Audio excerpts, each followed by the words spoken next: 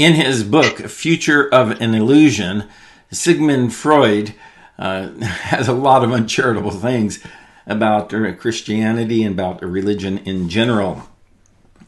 As a matter of fact, let me just bring up one of his quotes so we can see it. He says, "Religion is a system of wishful illusions together with a disavowal of reality, such as we find nowhere else but in a state of blissful hallucinatory confusion." He goes on to say, religion's 11th commandment is thou shalt not question. A lot of people have bought in to what Freud says and the whole concept of Christianity being a psychological crutch. We're going to be looking at that question today in this episode of 5 Good Reasons Why God Exists. I'm Kerry Decker, your host for this program. This is Kaboom. We'll be right back.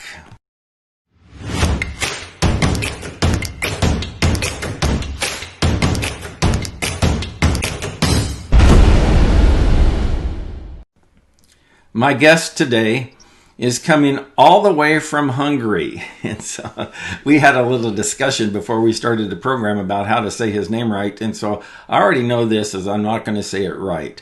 But his name is Mátyás Bódi. Now, did I get it even close? Yes, it's pretty close. Yes. Great.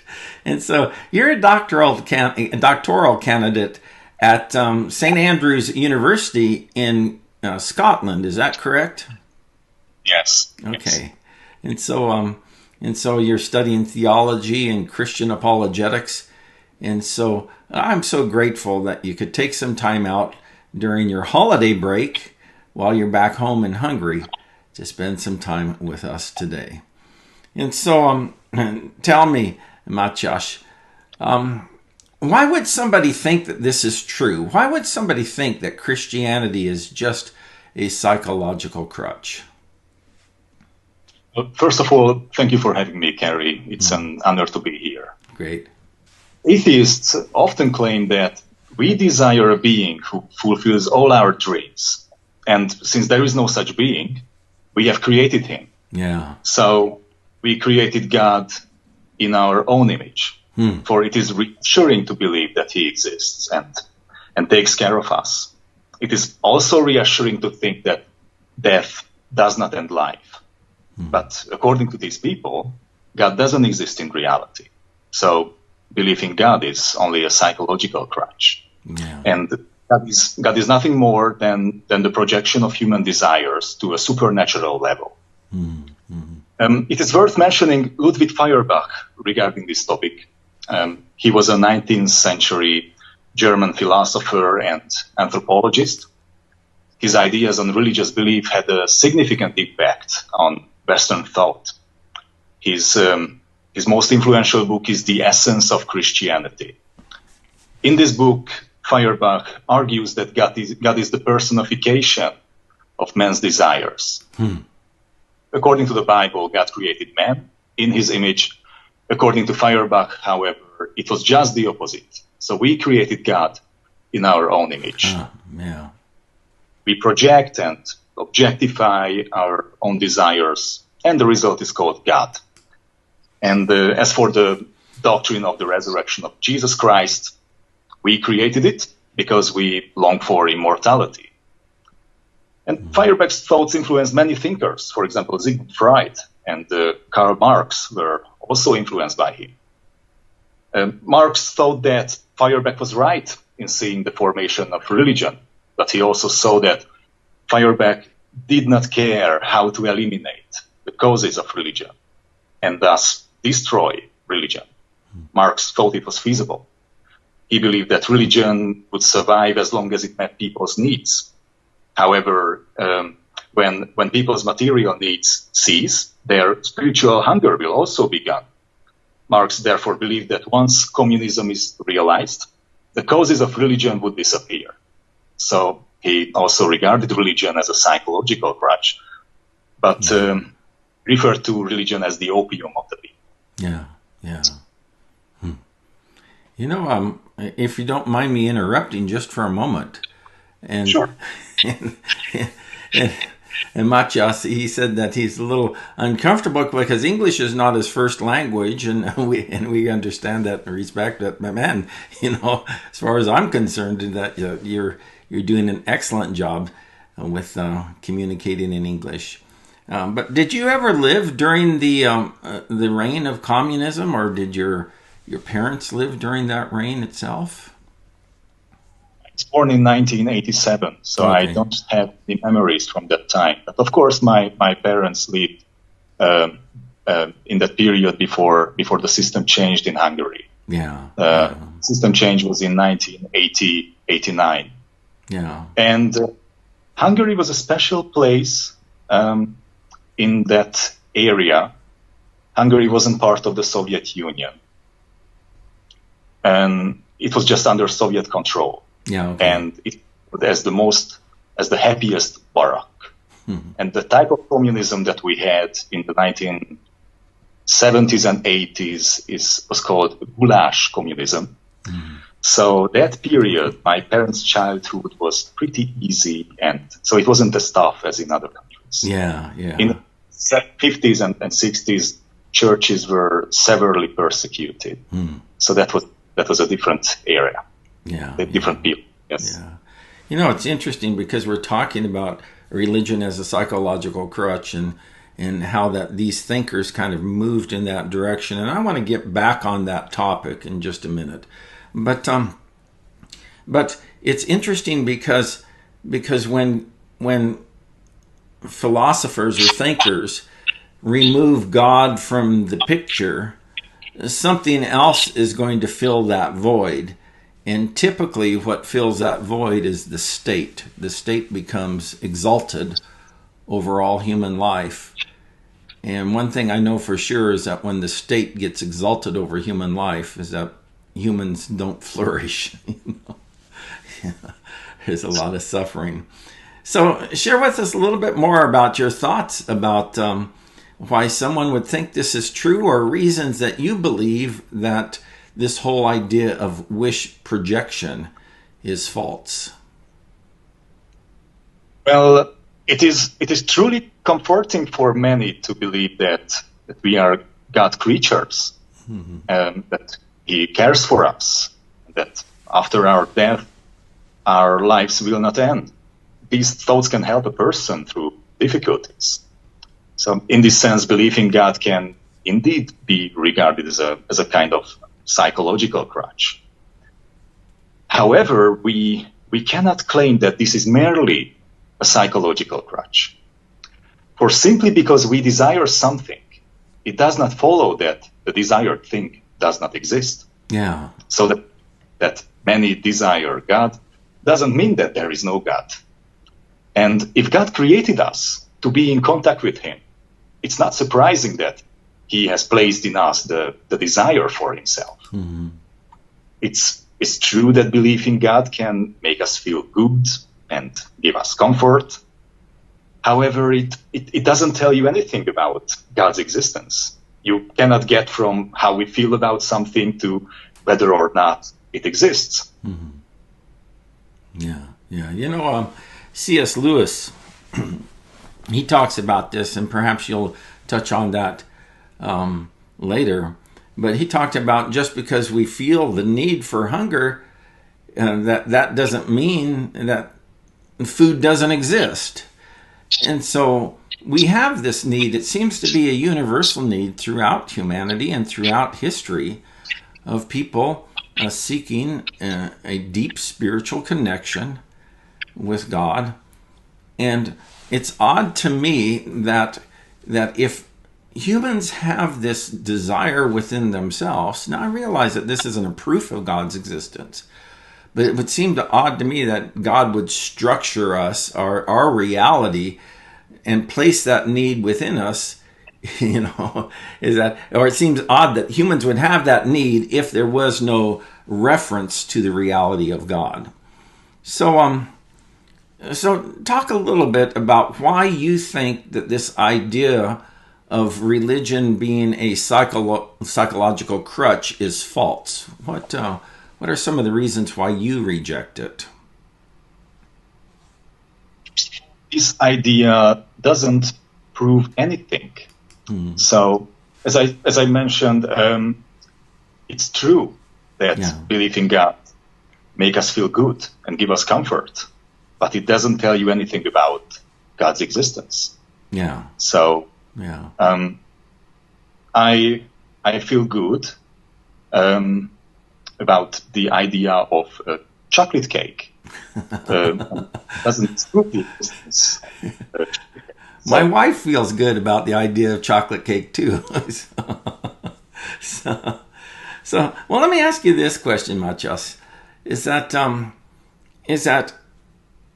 it seems to me that the atheist or the skeptic is saying that the root of the Christian's belief is psychological.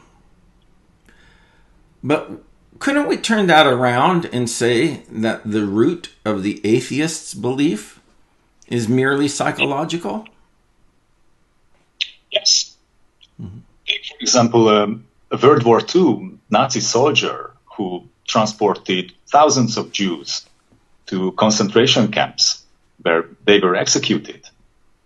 Given what might happen to this Nazi soldier after his death, it is likely that he hoped for the non-existence of God. Yeah. Like belief in God, atheism can have a desire-fulfilling function as well.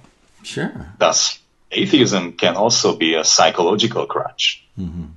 There are people who simply do not want God to exist because, for example, they would be morally responsible in each of their respective cases. Yeah. The thought of God's existence is simply annoying to them.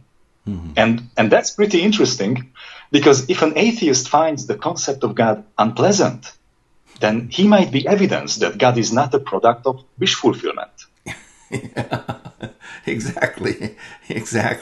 Who would create a God like that? You know, we would create a God who would be more like a genie who provides us with what we want, rather than a God who holds us to be accountable. You know. Exactly. Yes. So, Mátyás, tell me that in order for someone to dismiss Christianity as merely being psychological wish fulfillment, wouldn't they have to know that God doesn't exist and Christ didn't really rise from the dead? Tell me your thoughts about that. Yes, absolutely. Atheists should provide convincing arguments against the existence of God and the resurrection of Jesus to justify their worldview. Instead, however, they often claim without any real arguments that Christianity is only a psychological crutch. Yeah. And this is not convincing. If you are concerned about Christianity, instead of examining human motivations, it is worth investigating whether we have a better reason to believe than not to believe. Oh, yeah, that's There good. are many arguments for the existence of God. And these arguments have sometimes led atheist thinkers to finally accept God's existence. Among them was Antony Flew, one of the most prominent philosophers of the 20th century. So you need to investigate the evidence for God's existence and Christ's resurrection and follow the evidence to where it leads. Yeah, that's so good. It's such a great insight that instead of just dismissing these things, that we need to examine the evidence. And there is a lot of good evidence that God exists and Christ has risen from the dead.